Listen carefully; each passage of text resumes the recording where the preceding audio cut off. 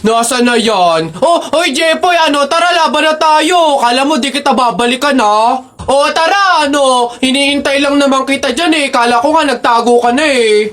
Basta yung sa Hala, maglalaban na ng flip-top si Boboy tsaka si Jepoy. Tara, manood tayo. Ako naman unang banat ha, daya mo dyan eh. Nakita ko nanay mo kumakain ng ribisco. Sinapak ko, sabi niya, ang sarap ng piling ko.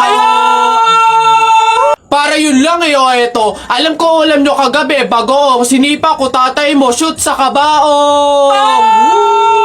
Ngi, A, B, C, D, E, F, G, H, I love you, will you marry me?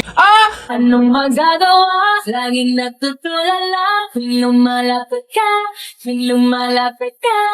Ako ay natutuwa kahit di sinasadya. Pinupuno ng saya tuwing kasama ka. Ang daya mo naman eh! Di kita magets dyan eh. Anong madaya? Doon ito pa. Sun is for the light, moon is for the night, and you is for the rest of my life. Kilig, kilig, kilig, kilig, kilig, kilig, kilig, kilig, kilig, kilig, kilig, kilig. Teka, kinikilig ka ba? Flip-top lang to Bok lang to. Diyan ka na nga. Pabunot pa ako. Ano po yung mga papremyo? Lombans, hairband, calculator, paper Ayun yung kotse pong blue. Ayun. Pabunot po.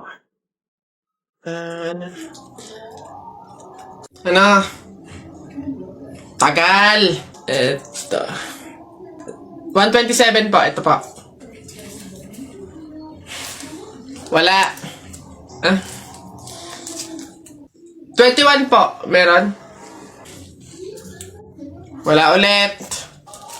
Ba't wala pa rin? 1. Gusto ko yung laruan na yun eh. 1 pa 1. Wala. Wala pa rin. Ubus na pera ko 85 po. 85. Huwag ka na umasa. Wala. Wala pa rin. Ang daya naman yan. Ang daya. Walang madaya dyan. Sadyang bulok ka lang. Umuwi ka na. Ito, last one ha.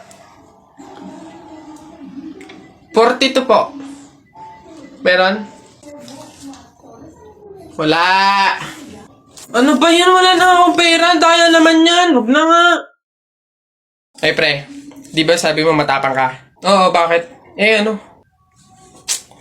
Pindutin mo nga yung fire alarm. Ako? Pipindutin yan? Dali! Hindi mo kaya? Takot ka. Pakala ka pala eh. Walang kabilib-bilib to sa akin. Ako matatakot? Fire alarm? Baka nga di na nagana yun. Tagal-tagal na yun. Tingnan mo Watch me Baka maging idol mo pa ako eh.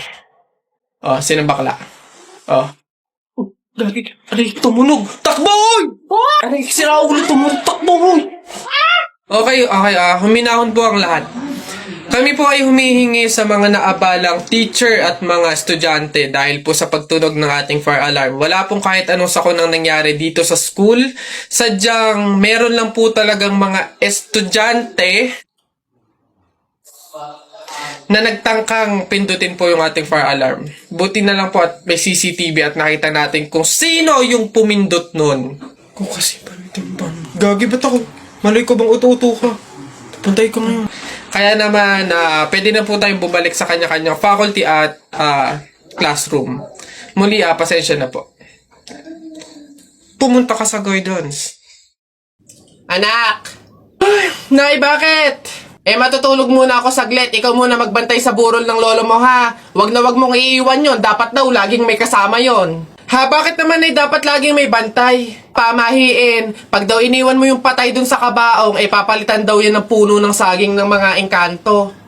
Sige, Nay. Naantok na ako eh. Siya, sige na. Lola, inaantok na talaga ako. Pasensya na. Matutulog muna ako saglit. 5 minutes lang, ha? Di naman siguro totoo yung mga pamahiin na yan. Engkanto. Sige. Bakit walang bantay dito sa burol? Ang lolo! Lo! Lola!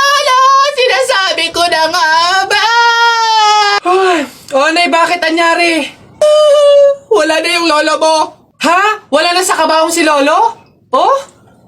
Sabi ko naman kasi sa'yo, bantayan mo eh. Kukunin nyo ng mga engkanto at papalitan ng puno ng saging. Kasalanan na ng mga engkantong yan. Babanatan ko yung mga yan. Puno na lang ng saging na natira, lola. Oh, edi mabuti, Nay. Ha? Bakit? Edi iwas gastusin. Makakatipid. Wala na tayong ipapalibing. Nay, pasalamat nga tayo sa mga engkantong yan. Sila na bahala dun kay Lolo eh. O sige na, papakancel ko na yung lupang lilibingan ni Lolo. Hello? Cancel na po yung lupa. Hindi na po kami magpapalibing. Okay. Salamat. Tipid ng 50K. Lala. Hoy, Jepoy, tara laro tayo baril-barilan. Ano? Dali na. Eto akin, eto sa'yo. Ayaw mo. Tingnan natin kung hindi mo pa ako papansinin kapag binanatan na kita ng mga flip-top ko. Nakita ko nanay mo pumunta sa Cubao. Walang pamasahe, nag-shortcut sa puwet ng Kalabaw. Ayaw mo pa rin talaga mamansin, ha? Nakita ko kuya mo pumunta sa pier. Ini-sniper ko, laglag diaper.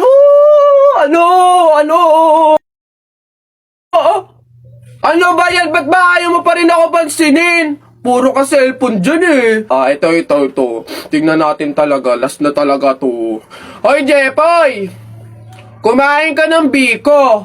Para bukas, ikaw na bebe ko! Nung magagawa, laging natutulala, lumalaka. Kilig yan! Napipiko na ako sa'yo ayaw mo mansin Aray! Ano ba kasi ginagawa mo dyan? Puro ka cellphone dyan eh. Siyempre, naghahanap ako ng pwedeng i-post ko dito sa Instagram kasi ang dami ko ng followers. Kaya pala, gusto ko din dumami yung Instagram followers ko. Paano ba yan, Jepoy? Basta balong ganito na lang gawin mo. Pumunta ka sa TikTok account ni Kuya Kenkoy, tapos click mo lang yung link doon sa bio niya. Ayun, doon mo malalaman kung paano dumami yung followers sa Instagram. Ano ba yan? Nakakabagot naman. Wala man lang akong magawa. Check ko kaya yung Instagram account ko. Tagal ko nang di nabubuksin yun eh. 2 followers lang? Daya naman, di man na nadagdagan. Tagal ko na tong hindi nabubuksan eh. Daya, bakit kaya? Si Jepoy ito Hala, sikat pala siya sa Instagram. Kaya siguro siya sumikat sa Instagram. Magaganda kasi ng mga pormahan ni Jepoy eh. Gagayahin ko to para sumikat din ako. Ganito yun eh. Isa pa. May isa pa yun eh. Ano pa ba yun? Meron pa, wait lang. Ganito yun eh. Isa pa. Ayun, nakaisang oras na. Titignan ko na yung post ko sa Instagram. Baka sikat na rin ako. Wala man lang like, Miss Kisa. Ginaya ko na kaya mga post ni Jepoy eh. Basan yung Jepoy na yan, pupunta ko talaga. Yung panapok talaga sa akin yun. Jepoy! Nakita ko yung Instagram account mo, famous ka pala dun Ginaya ko nga yung mga post mo para sumikat din ako. Bakit walang nangyayari? Hindi naman kasi pwedeng manggaya ka lang ng mga tao para lang sumikat ka. Dapat meron ka sariling paraan kung paano mag-entertain ng mga tao. Paano ba kasi sumikat kagaya mo? Paano magkaroon ng madaming followers sa Instagram? Kung gusto mo talaga sumikat, meron akong isang paraan na naisip. Pumunta ka sa TikTok account ni Kuya Kenkoy, tignan mo yung bio niya doon, tapos click mo yung link. Ayun talaga, magkakaroon ka ng madaming followers sa Instagram.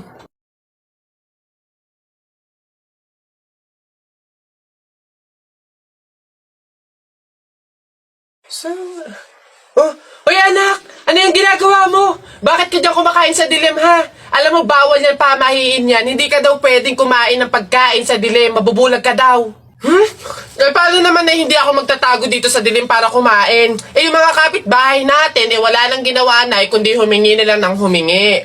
Wala na nga rin tayo makain sa kakahingi nila naku Mare, pasensya ka na. May dumating kasing biglang bisita sa amin. Nakakahiya't wala akong maipakain. Wala pa din naman yung mister ko. At saka hindi pa nun sahod. Baka naman meron ka dyan kahit anong pagkain na pwede maipameryenda. Sige na, nakakahiya naman kasi. Oo nga naman, Mare. Ako naman, naubusan na ako ng bigas. Nakakahiya namang ulit mangutang kina Ate Telay. Gawa nga ng 3 kabang bigas na yung utang ko doon. Baka naman meron kang maipahiram man lang dyan, miski 1 kilong bigas. Sige na. Tsaka nga pala, yung ipapaulong ko sa mga anak ko, itlog na nilaga lang. Nakakaawa naman yung mga bata. Baka naman pwedeng pakidagdagan miski fried chicken. Dali na. Nako, Mare, pasensya ka na. Wala na rin kasi kaming naiyakin yun! Ito, Mare, baka pwede na to. Pasensya na ha, paghatian nyo na lang. Yan, salamat, Mare. Naku, babawi naman kami next live. Sige, salamat.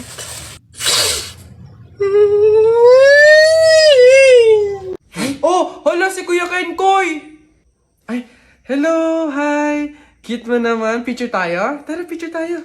Tara. Anak, smile. Dali, smile. Smile. Oh, ayan, tara.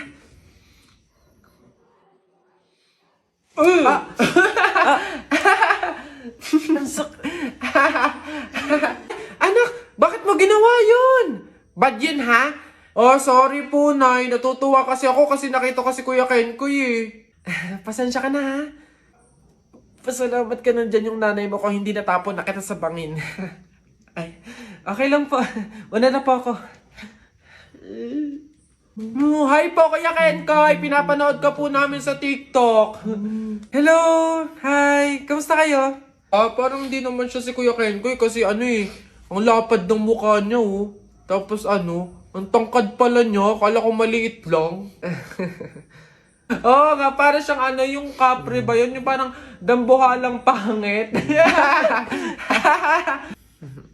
Mga bata, alam niyo yung kuto? Di ba tinitiris yun? Gusto niyo tirisin ko din kayong dalawa, ha? Uwi!